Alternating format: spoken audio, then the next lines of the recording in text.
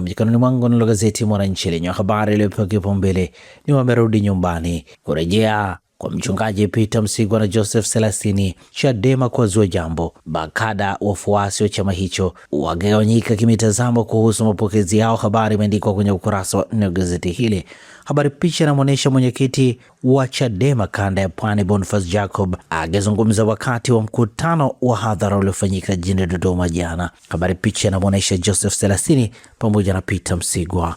Joto la urais CCM 2030 laanza kutesa. Habari katika ukurasa wa pili. Tishio la ugonjwa wa usonji kwa watoto, sababu na tiba. Habari imeandikwa kwenye ukurasa wa 3 wa gazeti hili. Profesa Kalim Manji ndugu yake ikisema mtoto anaweza kuchelewa kuzungumza, kushindwa kutazama watu usoni, kutopenda kucheza na watoto wengine au kuwa na tabia za kufanya jambo moja mara kwa mara. Dr. Mwigulu atangaza kiama kwa uporaji ardhi. Habari katika ukurasa wa 5. Waziri Mkuu Dr. Mwigulu Nchemba ametangaza kuwashughulikia wanaokanyaga haki za watu, hususan sekta ya ardhi, huku akiwataka wale wote waliotumia mabavu kunyang'anya warejeshe. Habari katika ukurasa wa 5, na hivi ndivyo ambavyo limeandika gazeti Mwananchi. Pata nakala yako, some kwa undani zaidi.